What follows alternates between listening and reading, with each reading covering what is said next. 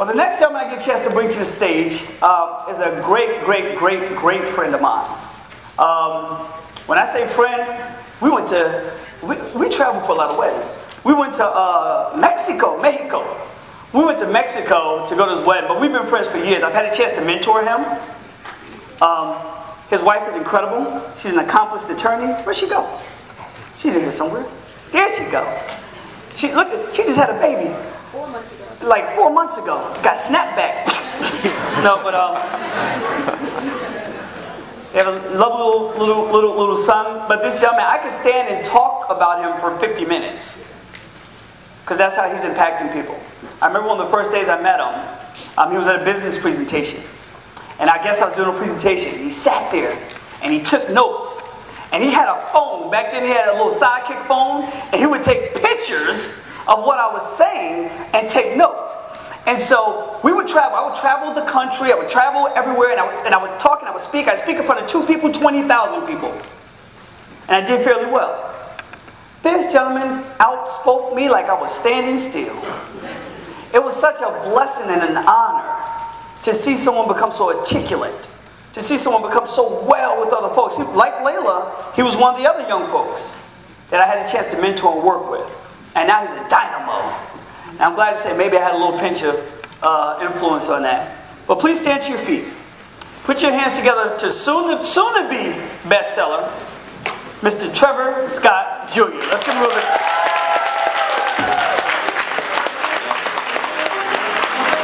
It's a beautiful day.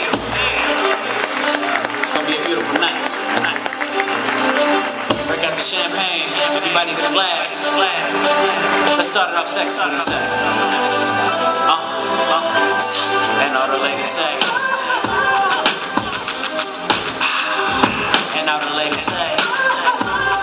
I think I like that. And all the ladies say. Hello. How's everybody feeling? Great. Thank you. Mr. Gary, I can say you had a huge part in that. I do remember the days Layla Little and I were working the business with Mr. Gary. We learned a great deal from him. So can we give it up to Mr. Gary for putting together this event? And I'll come back to that in a second. First thing I want to do is, sometimes I think, I can't. Sometimes we underestimate the little accomplishments that we have in our lives. And I want to tell you how big a deal it is for you to be here this morning. Because there's a ton of people out there that claim that they want to have a better 2015. They claim they want to have this tremendous success in their life. But they chose to, and I'm not saying there's anything wrong, maybe they had something to do, but some of them chose to stay home and watch Saturday morning cartoons. But you chose to be here, and that's a huge deal. One of the things I heard a study that they did a long time ago. They did a study on the dog, and they tied this dog to a pole with a leash. Nothing crazy, it was just a dog with a leash. But the leash was kind of short, and they put a juicy steak just out of reach of that dog. So as you can imagine, this dog is sitting there trying to get the steak, and every time he goes for the steak, his neck was kind of getting yanked back in pain. Can you guys imagine what I'm talking about? Yeah. So every time this dog would go toward the steak, his neck was in pain. So after a while, the dog just gave up, went back by the pole, sat down, and just stared at the steak. So they said, let's try something different. They untied the leash. They said, go get the steak, boy, go get the steak. Dog didn't touch that steak because the dog is thinking, if I touch that steak, my neck is going to be in pain. They put the steak a little bit closer to the dog. Go get the steak, boy, go get the steak. Dog didn't touch that steak because the dog is thinking, if I touch that steak, my neck is going to be in pain. They put the steak right in front of the dog's nose. Do you think that dog touched the steak? The dog is still thinking, if I touch that steak, my neck is going to be in pain. What's my point? Some of us have been limited by our jobs. Some of us have been limited by our families. Some of us have been limited by society. Some of us have been limited by life for so long that even when the juiciest opportunity is right in front of their face, still don't act on it.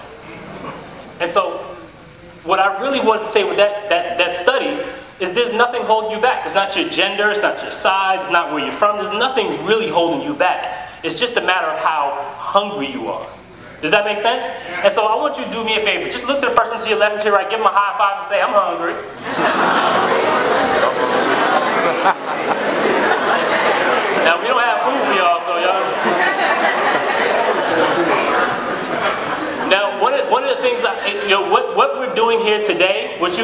actually doing here today. You've chosen to spend some of your Saturday morning with us.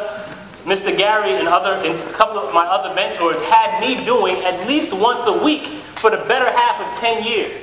Now, can you imagine doing events like this once a week at least for 10 years? I have no problem in saying that any success that I have right now is not an accident. You know, success is not some random thing that they just throw out to everyone or just happens haphazardly. You have to kind of create it yourself. You know, one of my favorite quotes recently is, "Luck is not some mystical energy that dances around the universe, randomly bestowing people with satisfaction and joy. You create your own luck."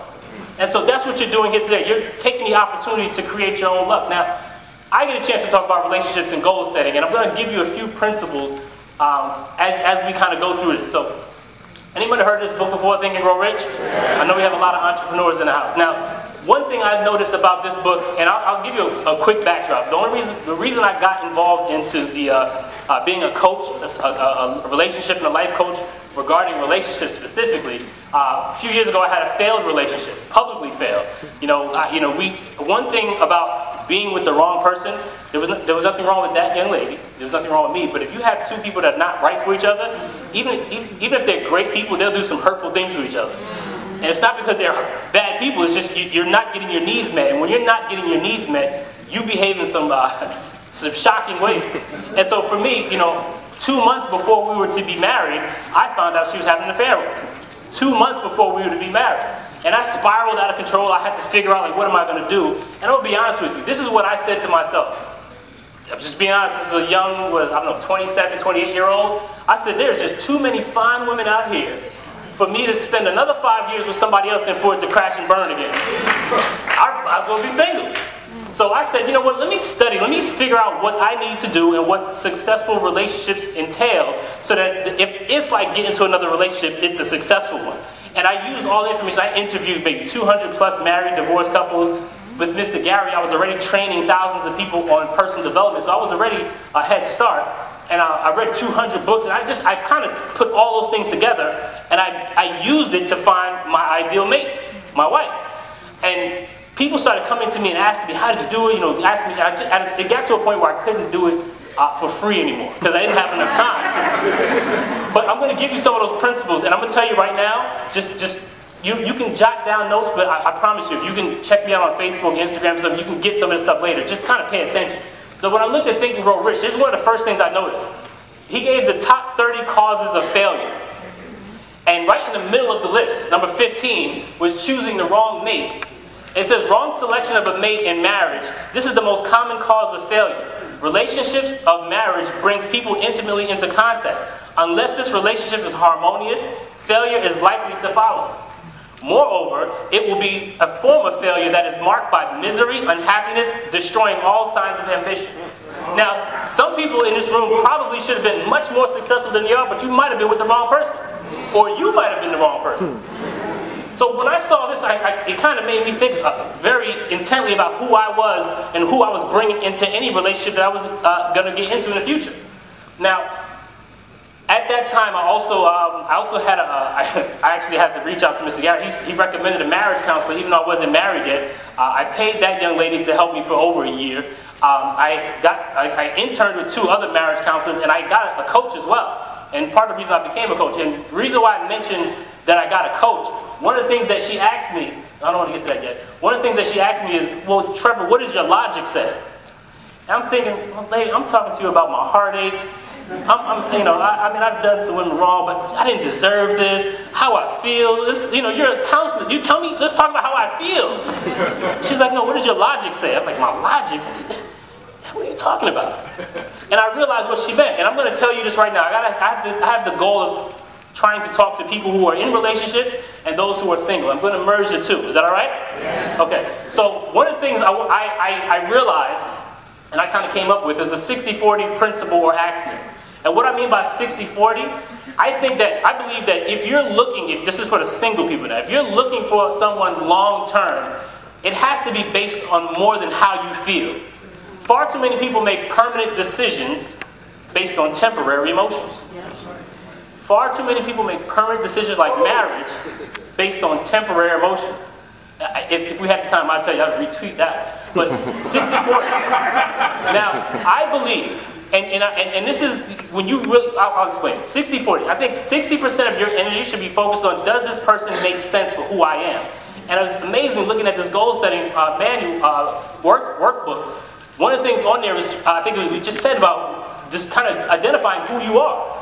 It's very difficult to discover if somebody is right for you if you don't know who you are first. It's impossible. Because you're only basing, if they match you, based on who you are right now. You need to know who you are at your core. Now, I believe 60% of your time should be focused. You don't have to worry about how you feel. Like, you don't have to teach you how to feel butterflies when you meet that guy. I don't have to teach you to get clammy palms when you meet that young lady that you love. You don't have to worry about the feeling. Feelings are going to happen on their own. What you should do is focus on, does this person make sense for me long term? Of course, there's no 100% guarantee, but I'll give you an example. On the first date with my wife, first date. Now, mind you, at that time I was dating other women, so I didn't know I was going to marry my wife.